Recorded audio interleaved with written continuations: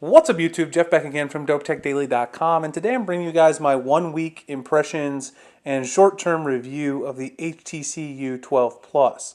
Now, a huge shout out to HTC for sending me out a review unit. I did order my own personal unit, but it was taking a while to get here, so they sent me one out so I could get some videos made.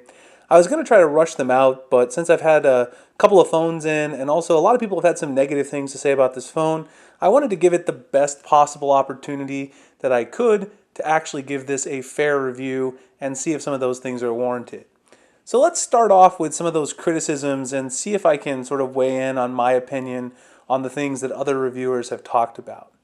The first thing a lot of people have talked about is the new digital or pressure sensitive buttons that they have over here for both the volume buttons and also the power button.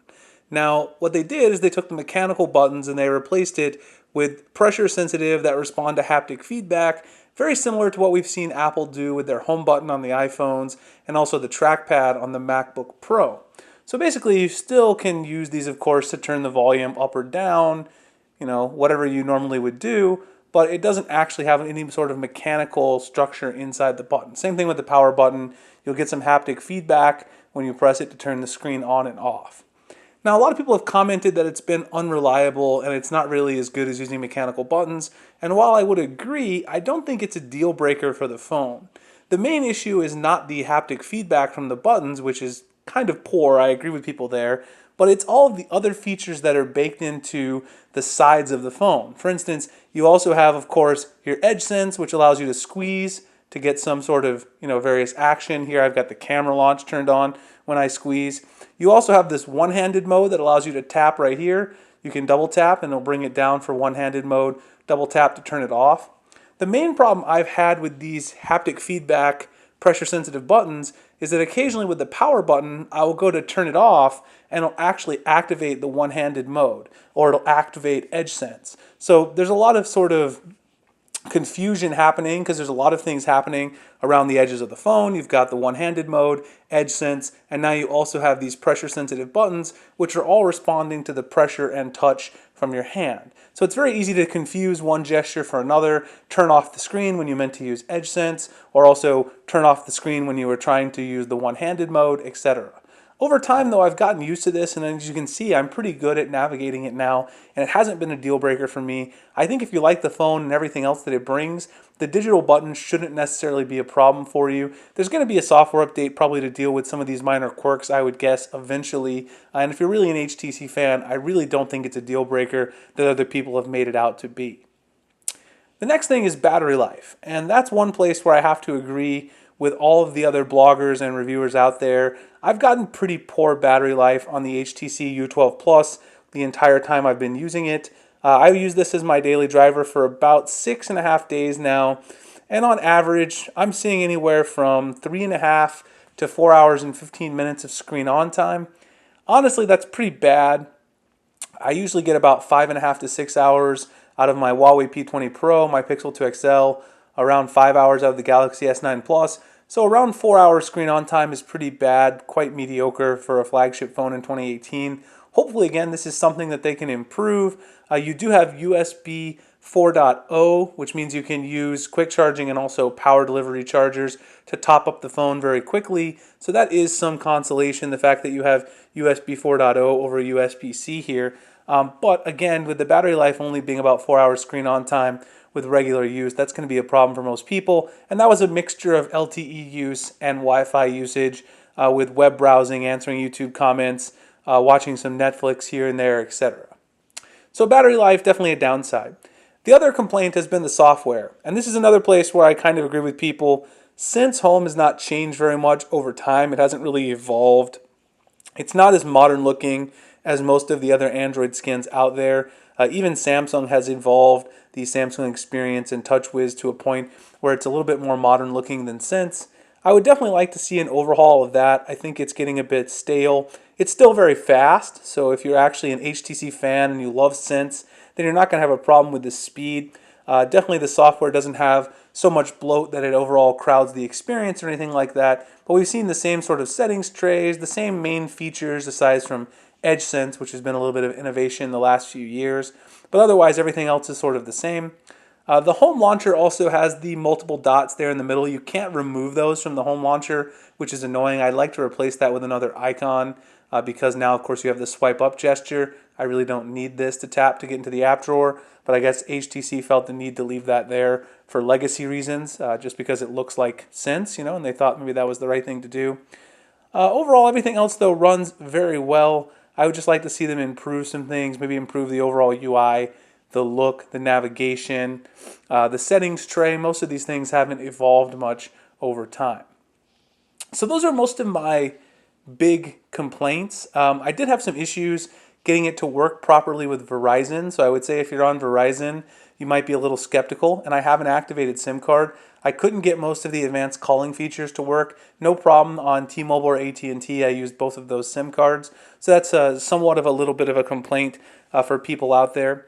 The only other thing I can think of, which I'll now transition into the things that I really like, the build of this phone is beautiful. I've got the translucent blue model, as you can see right here. Just a beautiful phone. It's not as see-through as the HTC U11 Plus was, but it does still have some see-through components here on the back, and it is very, very nice looking. I really like the look of it.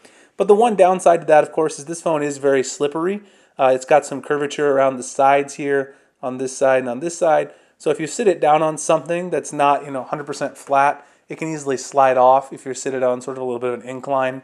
You got to be careful with that. There aren't a lot of cases out there for the phone either, third-party cases. They do include a plastic bumper in the box, which you'll definitely want to use because of that slipperiness.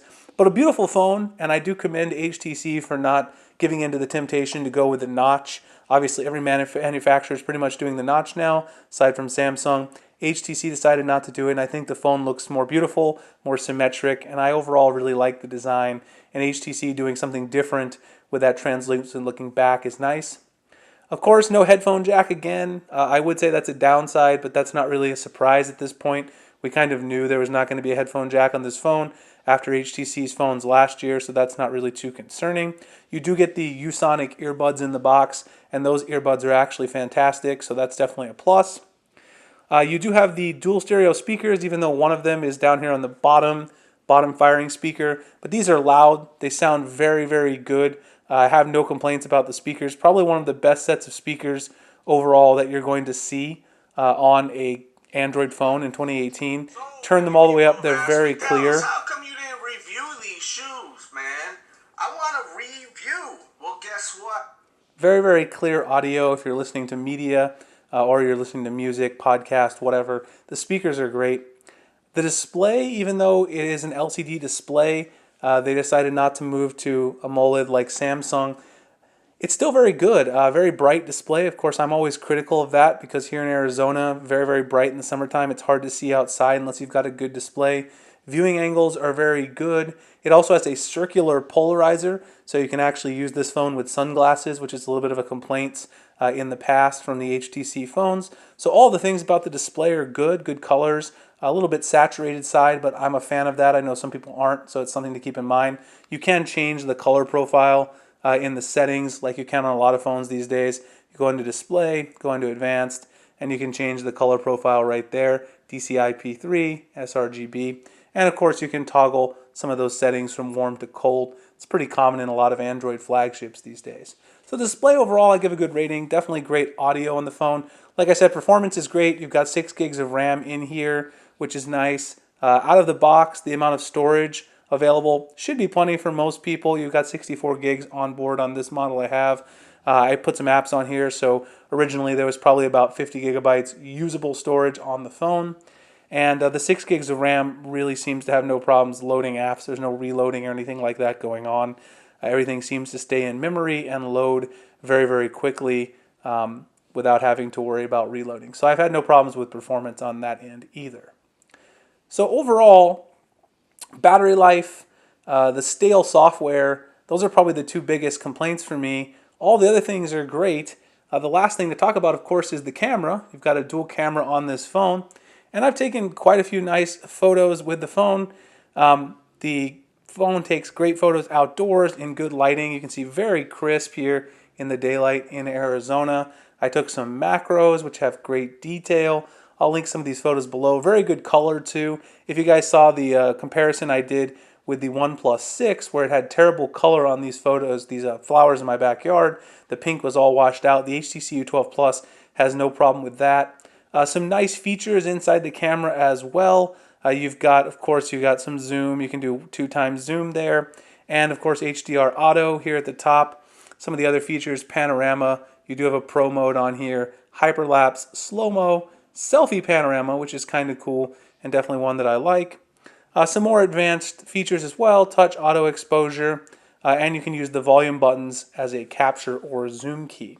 So the software on the camera hasn't really changed that much over the last year for HTC. Still pretty robust. The camera itself, again, I'm going to do a full review probably after I've had it for about, say, 3 weeks. This is a 1-week preliminary review. And I'll talk a little more about the camera there with a full camera comparison and photos. But I've been very impressed. I think behind the Pixel 2 XL and the Huawei P20 Pro, this is probably the third best camera that I have in my possession right now as far as smartphones go.